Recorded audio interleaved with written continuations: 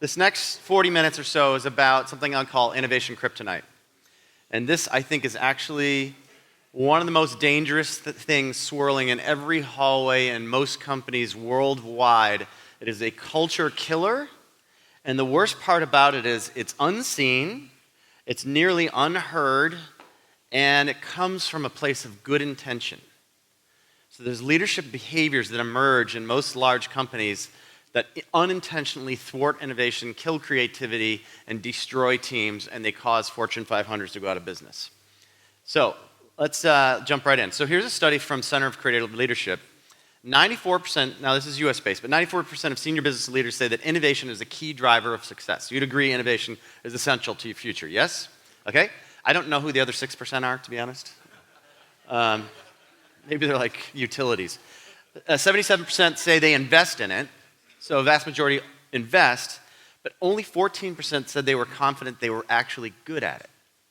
So 9 out of 10, more than 9 out of 10 say it's essential, and just over 1 out of 10 say they're good at it. Now here's where it gets really interesting. The number one reason stated by these executives for why they are not successful in innovation is people and culture. Number two is innovation know-how. Do we know how to innovate? And a distant third, honestly, is strategy, resources, and governance. Now, where do a vast majority of companies put their money? In number three. They build teams, they have research and development, they set aside budget, they set up a structure, and the ideas that are born are either never implemented, or they're resisted by the system, or never go anywhere at all because they haven't invested in solving the right problem. This gets right back to design thinking. Are we solving the right problem? And there's this cultural inertia, malaise that sits underneath that I'm going to investigate with you. And I'm going to teach you by the end of this session a way to lead slightly differently that will change the culture of your team, and it will take almost no time at all. So, quick question for the group. Who creates culture? There's a metaphor here, by the way. Everyone, okay. Anyone else? Any other answers for who creates culture in an organization? Leaders. Yeah, I think actually the right answer here is leaders. The leadership gets the culture they deserve. Why is that? Well, certainly the culture exists at all levels and layers, but only leaders have this one capacity to change people or change people. Meaning, if you don't like your culture, you can invest in changing the perspectives and the routines and the learnings of the team. You train people and you organize them differently, and so you change the mindsets and the culture of your people, or, only leaders can do this, you fire them and you get new ones, right? If the people you have aren't serving the interests of what you're trying to do, you have two options. You can change people or change people. Only leaders get to do that. The metaphor here is the fish stinks from the head down. And so leadership really ultimately is accountable for the culture of a team. And this quote by Sir Ken Robinson, one of the most watched TED Talks ever, is that the role of a creative leader is not to have all the ideas. It's to create a culture where everyone can have ideas and feel they're valued. So we're going to circle back to this. But this idea that you can create a culture where people's ideas are valued sounds so simple, and it is, and it's often not happening. Why? Well, here's a construct called the knower versus the learner. You might be familiar with the antecedents for this, which is the fixed mindset versus the growth mindset by Carol Dweck. Okay, some of you are nodding. This is an evolution of that based on modern neuroscience. So this is relatively new. But here's the construct. This is, again, it's a framework. It's not the dictionary definitions of knower and learner. So throw those out. In this construct, a knower is a type of leadership, a type of leader behaviors that use expertise for power, they wish for control, they tend to ask closed-ended questions, they make assumptions, and they look outside for fault when things go wrong. A learner leader, again, doesn't mean they don't know. In fact, almost all learner leaders know more than knower leaders. This is the way that they show up. Learner leaders are looking for possibility, they are willing to let go of control when necessary, they ask open-ended questions, they challenge assumptions, and they look inside first. Let me just clarify. Knower and learner is just a label. Most people that get into leadership get there because they have expertise. So you get really good at what you're doing, and you finally get promoted to lead people, and you want to demonstrate your knowledge and expertise. This comes from a good place. And unfortunately, what got you there won't get you where you want to go next, because showing up as a knower all the time is incredibly damaging to the fabric of your culture. Let me get into language. So, classic knower language, we talked about this before. That won't work, we tried that before. Right? You say this from a place of good intention. You don't want a team member spinning their wheels. Now, I went and worked for a wireless company, and when I went there, I wanted to do a free phone promotion. This was a very common thing in the US about 10 years ago, is to give away a free phone and get people to come in and sign up for your contract for 2 years. And so I went in, and I was told, oh, we can't do that, legal won't let us, we're set up as an entity in Chicago that won't allow us to do that, so we can't. And I asked 3 times, I was told the same answer, so eventually I started repeating what I heard. And so then I had a new employee come in. He's like, oh, we should do a free phone promotion. And I said, that won't work. We've tried that before. Legal won't let us. And another new employee, and another new employee. And then I learned this construct. I was like, screeching, halt for a moment. New employee says to me, hey, we should do a free phone promotion. And I said, have you checked with legal? Because we've had a barrier there.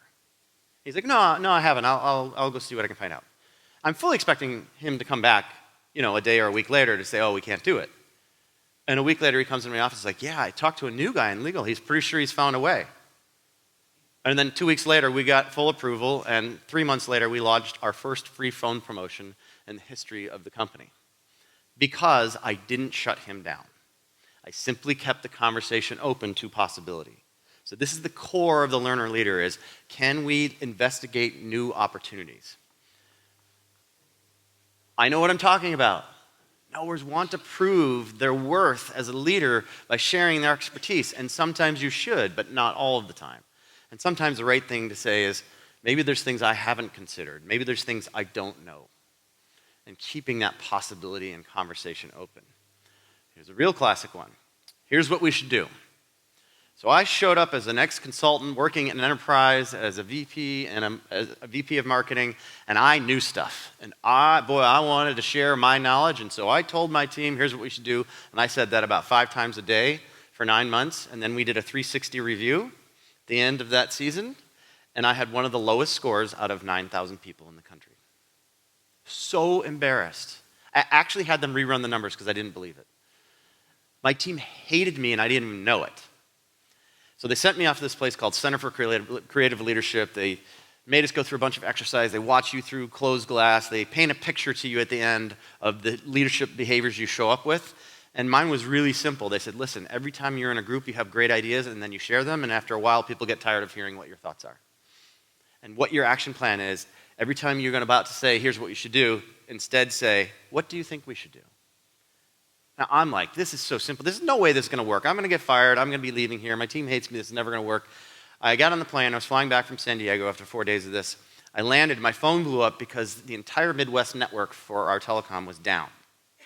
And I ran communications as well. And so I called my second in charge, my head of communication, and I was like, hey, Paul, what should we do? This was so hard for me. And he said, well, we should issue an all-points bulletin to all sales and customer service leaders, letting them know that the network's down and we don't know the problem is and that we're going to try to fix it and we'll let them know. Perfect. Okay. Anything else we should do? Well, we should let all the leaders know in advance, so a 15-minute warning so they're not surprised when lower-level people get through them. I'm like, great. And anything else? I was about to tell him. Anything else we should do? He's like, oh, we should let Kathy, the regional vice president, know first. She hates surprises. And I was like, yeah, that's everything. And so he went and did that. And I had him after that. I told him what I went through and to coach me. And so every time I'd start to open my mouth to tell the team exactly what to do, I would try to shift my language. And 1 year later, I had one of the top 10 culture survey scores in a business of 9,000 people. That's how powerful this little shift is. So we're back to our free phone promotion. And the same employee comes in after we get it approved, and he's like, we should do it with this new LG touchscreen. And I was about to say, that's a $600 phone. Giving away thousands of $600 phones is never going to happen. We don't have a $50 million promotional budget. And I bit my tongue and I said, I wish we had a $50 million promotional budget, but that would be hard to come by. He's like, oh, I'll see what I can do. So he's off. He comes to my office, waltzes in like a week later, and he's like, Yeah, so I got a hold of the senior vice president of global marketing for LG. They're so excited to launch this phone, they're giving us a $50 million co-promotion budget. So possibility emerges when you can shift your language to allow the conversation to continue. They just won't listen. This is a very classic Noah line. When things get thwarted, when I can't get stuff done, it's them. It's never me. And the right thing to think about is maybe there's something about my approach that isn't working. Maybe I need to do things differently. I had an idea for strategy for the company, which I'll share with you in a minute, about shifting our value proposition. And I signed up for every committee. I went to every strategy council. I was showing up to all directors' meetings, raising my hand, and basically shrilly announcing that the company was headed for doom and that we had to change or we'd be in trouble. And about 2 months of this in, my boss came to me and he's like, John, the strategy council doesn't want you to come anymore. I'm like, oh? He's like, yeah, it's probably better if you just stick with your day job. So I was trying to force my agenda on other people, and it didn't go anywhere. So then this was right around when I went to Center for Creative Leadership, so I came back and I changed my approach, and I was working with my coach, and she's like, can you just do your job? I'm like, absolutely not. She's like, can you do it for a year? Just what you're told to do. I'm like, no. She's like, 6 months. I'm like, 3. So I did my job for 3 months, which was really easy. I stopped going to committees, and then 3 months in, I changed my approach. Instead of raising my hand at these meetings, I started having one-on-ones with all the senior leadership, and I simply laid out the customer data, because you can't argue with customer data, and I said, here's what's happening. What do you think? Growth was slowing, churn was increasing, all kinds of bad things were happening in the numbers. And they're like, oh my God, we need to do something. And then fast forward a couple weeks, we had an all-hands meeting for directors and up. The CEO, who's the only person I had not talked to, stops short in the middle of the meeting. He's like, by the way, I've heard it from enough of you. I understand. We have a problem. There's an emerging crisis looming. We need to change our value proposition, and this man here is going to lead it. And he points at me. I was terrified. But ultimately, that gave me the reins to shift the strategy for the company because I asked it out of the system. I didn't tell it.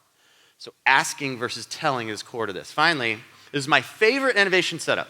So if you ever hear anybody say this, you know you have an innovation opportunity. Well, if we do this, then that bad thing will happen. This, by the way, is called the sucker's choice. It's a false setup. It's almost never true. This eliminates all possibility, right? If we do this, then this bad thing. That's a 1-to-1 conversion ratio of this thing directly leads to that. It's almost never true. And so the simple reframing, so do this every time, is, well, what I want is this thing, and what I don't want is that bad thing. So I'm going to share one from, I don't know if this is true in your markets, but this is a case study in reframing. This was the phrase uttered in every boardroom, every level of every company in the United States 10 years ago. We knew that contracts, so everybody in the States, to get a phone, get a free phone, promotional phone, you had to sign a 2-year contract, right? And this is the Venus flytrap model, by the way, of sales. We lure you in with the bright, shiny device, right? You get it for free, and then we latch the jaws of the contract closed for 2 years, shut off the lights, and ignore you with the worst customer experience you've ever had. And then 2 years later, we open them back up, and the bright, shiny object's there, and everybody signs up again and again and again. But the customer experience is so terrible in our business that I did a survey, I ran a statistically significant survey with this question. Would you rather go to the dentist or your wireless store? The dentist won, 52%. That's how terrible it was. So this contract, this trap, this Venus flytrap model was hated. We knew it was hated. We knew it was the primary frustration for customers, but we couldn't fix it because if we eliminate contracts, they'll all leave us. Every single person in a $1.3 trillion business in the United States believed this to be true. And then I learned this construct, and I said, what we want is to eliminate contracts, and what we don't want is everyone to leave us. So I was working with my strategy team, and this still seemed possible, it seemed impossible, and then we came across this metaphor, is that this Venus flytrap model, it's like a pressurized system. We jam people into our marketing funnel, and then they spring out, they leak out through churn, people leaving us, and they leak out with such velocity that the average person leaving us would tell 10 people how horrible we were. And so we thought, what if we could change that instead of a pressurized system? We're going to make like a virtuous cycle where we pull you in, we make you want to stay longer. We reduce the pressure in the system through a reward system that allows you to earn rewards to stay longer and spend more. And the longer you stay and the more you spend, the more free stuff you get. And so we unwound contracts, the first carrier to ever do so. And I'll tell you, the board was terrified. The CEO was pretty nervous. He's like, I'm going down with this one, but we did the research, and a year later, we launched the first no-contract reward system option in the United States, and churn went down, so people leaving us went down. Revenue went up. So we successfully navigated a seemingly impossible situation simply by changing the question. And that's the core of the learner setup. Now, this matters in relationships as well. I'll go back to that in a second. So as much as this is awesome for work, it's also true at home, and here's a little video that might strike a chord. It's just, there's all this pressure, you know?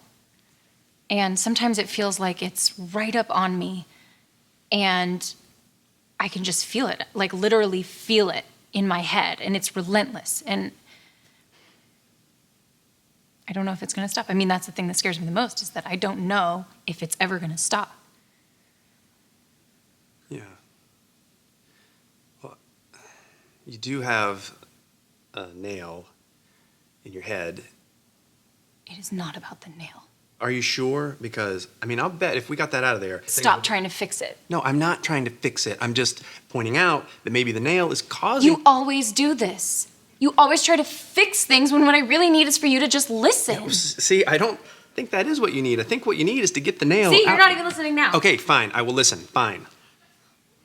It's just, sometimes it's like, there's this achy, I don't know what it is. And I'm not sleeping very well at all. And all my sweaters are snagged. I mean, all of them. That sounds really hard. It is. Thank you. Ow! Oh, come on. Ow. If you would just... Don't... Try to see things my way. So we laugh, yes? But how many have been the knower and seeing the nail in the forehead? Anybody here have kids? Right? Anybody have like a toddler? Can you out-logic a toddler? You can't, right? You could also argue that you can't out-logic an adult either. It doesn't matter if you're right, correct? You can see what's happening, and it doesn't matter if you're right. Here's the 1, 2, 3 strikes. This is absolutely brutal. If you don't take anything else away from today, take this with you. There are 3 incredibly damaging things when you show up as a knower. The first is the neuroscience of everybody in the room changes. If you are at peer level or higher and you judge the ideas of others in the room, it causes the distrust, cortisol fight-flight response, and you actually shut down the prefrontal cortex and you make people dumber and less creative. What's the one thing you don't want to do in an ideation? Is make people dumber and less creative. And that's what happens over and over and over again. So you emit cortisol, shuts down your prefrontal cortex, and catecholamine. Really dangerous. So people shut down in the moment. Okay, so now the room's dumber and less creative. And then, so somebody brings you an idea in that meeting and they say, hey, we should do a free phone promotion. And you say, oh, we can't. We tried that before, legal won't let us. And they shut down. Okay? Now, do they bring you the next idea? They do, but not in public. Because they don't want to be embarrassed again. So now they come to your office and they say, hey, we should do that free phone promotion with this LG phone. And you say, we don't have a $50 million promotion dollar, so we can't do that. And now they shut down again. Do they bring the third idea? Maybe. Do they bring the fourth? No. So they shut down permanently. So with a couple of strikes against you, you've shut people down in the room temporarily, you shut down the people on your team permanently, and then here's the triple whammy. People know this. People join companies and leave what? Bosses. Why? What is the number one reason people leave bosses? My boss is not open to my ideas. So you shut people down temporarily, then you shut them down permanently, and then they leave you, leaving you with who? All the non-creative people. All the creative people leave, and this is how Blockbuster went out of business. I'm positive. Everybody was just counting Betamaxes, and none of the creative people that could see what was coming were still on the team, and they were operationally driven and numbers focused, and all the creativity fell out the bottom. And this happens again and again. This is why the average lifespan of a Fortune 500 used to be 43 years 20 years ago, and the trend now is 18, heading towards 12. So 2 guys in a garage are putting large companies out of business faster and faster and faster, and I believe it's directly because of this. It's so dangerous. I'm going to give you a simple tool here to fix it in a minute, but first I'm going to tell you one story, and then we'll do an exercise. So my daughter, she's now 17, but 4 years ago when she was 13, in 8th grade, she applied to an art academy. It's an academy school. It was really hard to get into. 80 kids out of 800 applicants got in. She got in, so excited. She did a portfolio of 19 art pieces. She only had to do 10. And she gets in, and then fast forward a year, and we're 6 weeks out from her going to this new academy, and I'm like, oh, we gotta go buy your art stuff. She's like, oh, I'm not going there. I was like, what? Oh, yeah, it's a bad school. Nobody likes it. The teachers are bad. They have no funding. And this was literally nail, nail, nail, and nail. All 4 of these things fundamentally untrue. Absolutely not true. And so what did I say? That's not true. They have funding. They have great teachers. The people love it there. They have great reviews. And what did I get? Door slamming on her phone, telling her friends what a terrible person I am. Right? Pointing out the nail gets you nowhere. And I was like, I teach this and I can't even do it. And so I waited and I eventually calmed down and I was like, okay. Waited for her to come out. I'm like, help me understand. I'm trying to practice and learn it now. Help me understand again. Why is it you don't want to go to the school you work so hard to get into? Because they have bad funding, the teachers are terrible, and people don't like it there, and they have no supplies. And I was like, biting my tongue. I'm like, is there anything else? And none of my friends are going there, and I won't have any friends. I'm going to be all alone. Starts crying. And I get the real answer, right? By being curious, staying open, having the conversation go a little farther. I said, okay, how about this? You go for 2 weeks. I knew you'd make me. Just hang on. You go for 2 weeks, and at the end of 2 weeks, you decide that it's not for you and that you haven't made any friends. I will switch you back to the regular school. Fine. So 6 weeks go by. It's the first day of school. She gets ready. She's super nervous. She gets out, goes and gets on the bus. 3 o'clock, I'll never forget this.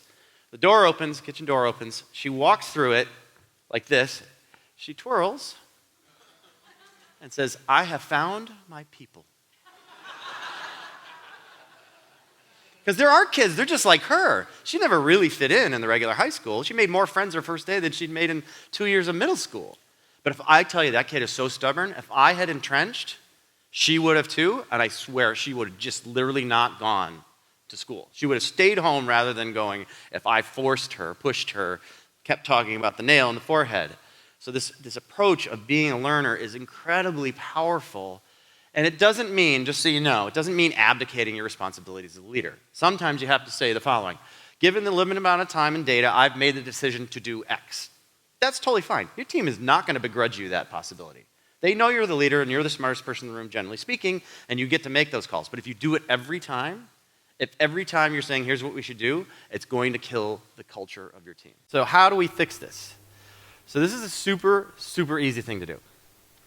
And it comes straight from improvisational comedy. So you probably might have even seen this before. But in improv, you know, they're sitting against a brick wall, right? There's no set. And they're having clever conversations with each other. And they have 3 golden rules. Is you never say can't, no, or but. Now, why is that? Because if you're standing in front of this brick wall and you say, look at this amazing sunset. And the next player goes, but I don't see a sunset. Right? Scene is over.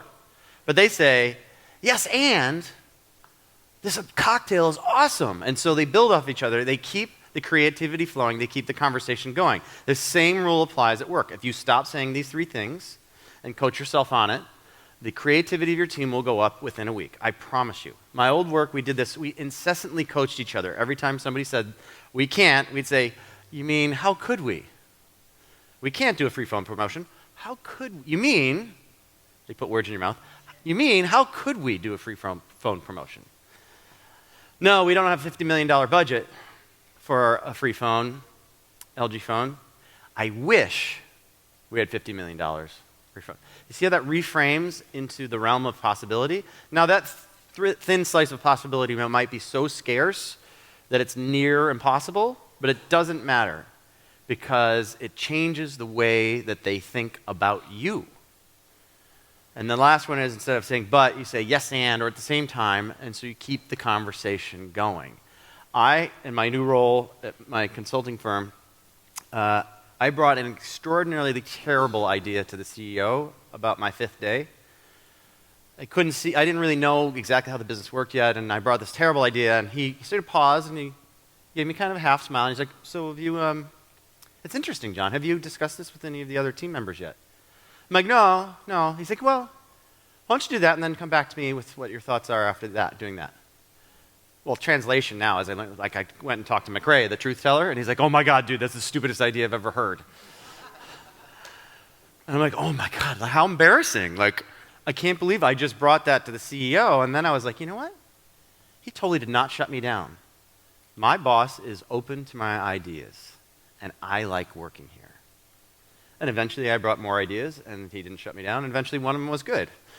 And that's the way it works. So if you don't shut your teams down, if you keep the conversation flowing, it fundamentally shifts the culture of your teams. And it's incredibly, incredibly powerful.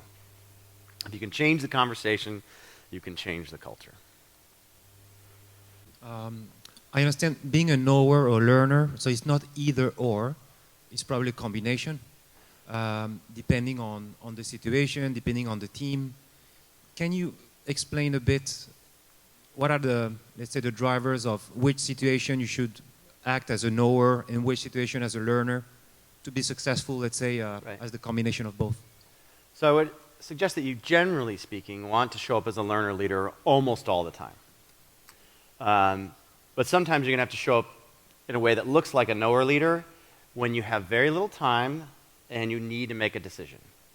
Like, you don't want to plumb the team every single time for every decision. They're going to be like, why is he even in charge here? Like, who put him in charge? We're actually making all the decisions, right? Like, you don't want to do that.